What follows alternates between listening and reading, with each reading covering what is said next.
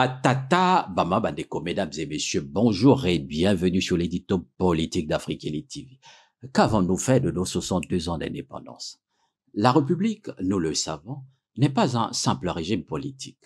Si elle est née chez nous il y a 63 ans de la volonté de nos pères d'accéder à l'indépendance, 62 ans plus tard, étranger dans son propre pays, il se cherche, flotte au gré des vents idéologiques venus d'ailleurs. Et d'ailleurs, c'est l'occasion de se pencher sur le chemin parcouru et sur celui qu'il reste à arpenter. Le mois d'août 2022, c'est le mois qui appelle, 62 ans plus tard, l'analyse du sens de cette indépendance et une méditation sérieuse sur le bilan de l'exercice du pouvoir par nos dirigeants de l'époque et d'aujourd'hui.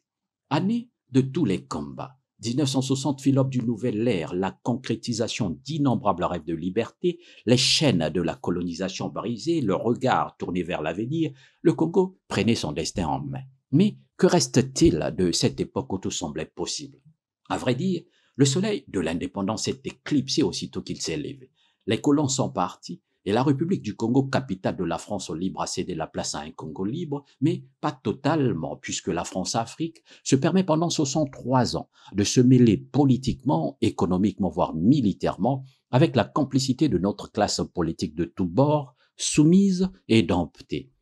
62 ans de pouvoir exercé souvent dans le folklore ou dans le sang, dans la terreur, rarement dans la quiétude et le labeur. Et je m'interroge, où va le Congo? Tata, Bama Bandeko, mesdames et messieurs, depuis son indépendance en 1960, le pays a connu une histoire mouvementée, caractérisée par une instabilité politique presque chronique. Coups d'État militaires, assassinat des présidents, et régimes autocratiques de partis uniques ont jalonné le chemin difficile vers la voie du multipartisme, de la démocratie. Pour mettre fin au système de partis uniques et installer la démocratie, une conférence nationale souveraine est organisée du 25 février au 10 juin 1991. Dans un message à la nation le 10 juin 1991, le président Denis Sassou Nguesso assume au nom de tous les anciens dirigeants du Congo la gestion des affaires par le régime en vigueur jusque-là. Le 15 mars 1992, le peuple congolais adopte par référendum sa 6e constitution. Le pays reprend ses symboles post-indépendance. La République populaire du Congo est rebaptisée République du Congo, change son drapeau rouge frappé du marteau et de la faucille pour son drapeau vert-jaune-rouge originel et troque son hymne national. Les Trois Glorieuses cèdent la place à la Congolaise. Le 16 août 1992, Pascal Lissouba fut élu président du Congo au scrutin présidentiel. Tata, Bamama, Bandeko, mesdames et messieurs, la République du Congo, Mbokana Bisso, est une illustration du paradoxe de l'abondance. Les revenus de l'or noir qui ont financé, voire provoqué plusieurs guerres civiles en 93, 94 et en 97 ont contribué à aggraver la pauvreté de la population au lieu de l'éradiquer.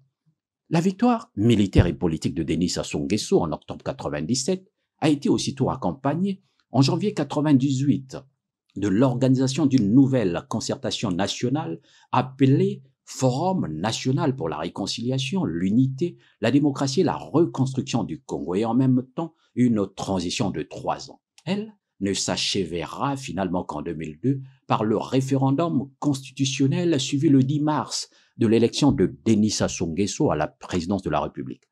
Le 6 novembre 2015, la nouvelle constitution a été promulguée par le président de la République Denis Sassou Nguesso et peu après, son adoption par référendum le 25 octobre 2015. Le 20 mars 2016, le président sortant Denis Sassou Nguesso a été réélu dès le premier tour dans des conditions contestées par l'opposition.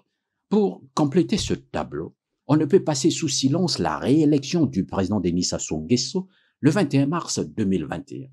À mon sens, je mesure comme il est délicat d'aborder ce point, à savoir le président de la République fait souvent les bons diagnostics sur l'état de la nation lors de ses discours, mais il feint d'oublier qu'il a une large part dans la dégradation de la réalité sur laquelle il se penche, comme s'il n'y était pour rien.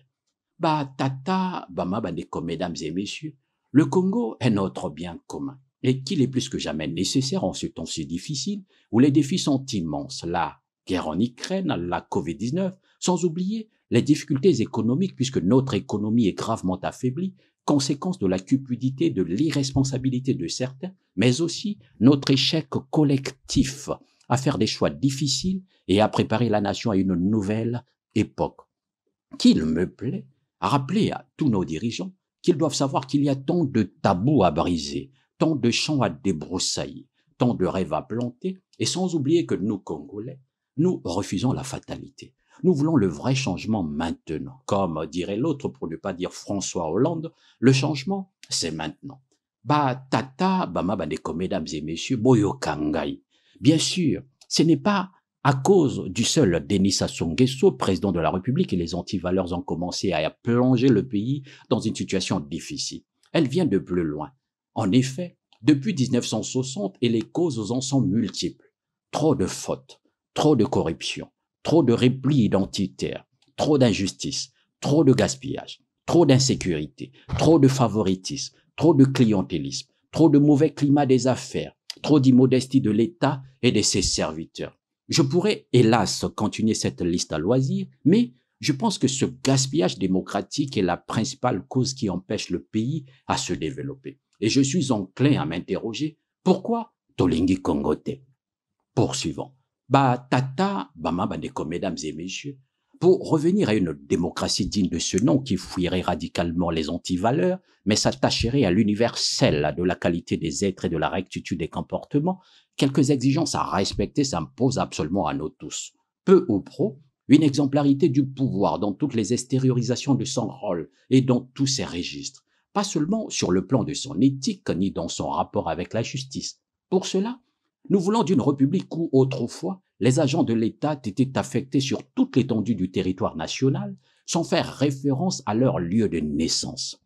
Nous voulons d'une république où l'éducation et la formation doivent être au cœur des enjeux démocratiques, car ce sont les clés du développement économique et social. L'État doit refonder l'école publique et l'université pour qu'elle redevienne en priorité des lieux de formation par excellence des Congolais, aussi bien au niveau initial que tout au long de la vie. Nous voulons d'une république où les agents de l'État doivent avoir une gestion responsable des deniers publics afin de ne pas laisser la corruption faire son chemin. Nous voulons d'une république où le président de la République et son gouvernement doivent démocratiser le fonctionnement de nos institutions pour mieux aborder de front les grands enjeux et les grandes réflexions politiques d'aujourd'hui et de demain.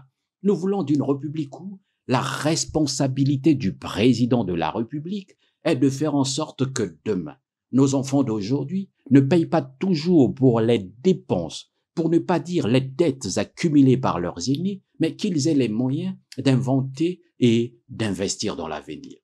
Tata, mesdames et messieurs, la République, c'est le Congo. Rien que pour cela. Le président de la République doit redresser le Congo et rassembler les Congolais. C'est cela que les Congolais attendent. Ils attendent que Denis Sassou Nguesso puisse mettre fin à ce sentiment qu'il existe au-dessus de tout le reste, une forme de caste des gens qui se connaissent et se fréquentent et qui se mettraient d'accord sur l'essentiel au détriment des intérêts du peuple. Je m'enlacine cette interrogation. Est-ce que Bino Bozan a monopole de la richesse nyonso ya Congo? Poursuivons. Nous voulons aussi rompre avec un certain comportement. C'est lui d'un certain homme qui décide de tout le temps et pour tous, d'un premier ministre qui n'est que l'ombre de lui-même. Et, pardon, je n'ai rien contre le premier ministre. Ces ministres, sous tutelle des conseillers au palais du peuple, le Parlement est une chambre d'enregistrement, la justice qui obéit aux ordres du pouvoir politique, et nous les médias, ne pas fâcher celui-ci. Je ressasse mon interrogation. Pourquoi Tolingi Kongote a raison? Nous voulons d'un président de la République qui préside, d'un premier ministre qui gouverne réellement, d'une indépendance des médias et de la justice respectée. Avec un peu d'ironie, je me plais à rappeler que la Constitution de la République de 2015 a confié au président les grandes orientations et au premier ministre la conduite du gouvernement, presque la pensée et l'action. Tata, mesdames et messieurs, nous voulons que le Congo soit une terre de réussite. Et pour cela, le président de la République et son gouvernement doivent favoriser la réussite, créer le climat qui aide les talents à se développer et à s'épanouir. Nous voulons aussi faire du Congo un espace agréable à vivre. Et cela doit être une préoccupation partagée.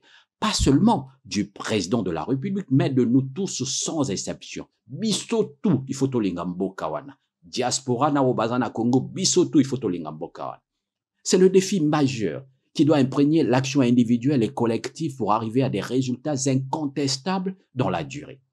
Pour terminer, je sais, ma conclusion va faire mauvais genre. Néanmoins, je comprends que rien de pire pour notre président que d'accomplir son devoir le moins mal possible avec tant de couteaux plantés dans son dos. Et j'espère que le président de la République ne m'en voudra pas, lui qui aime l'intégrité du j'assume. En l'occurrence, il est à la fois responsable, mais pas coupable. Cherchez l'erreur. Afrique Elite TV.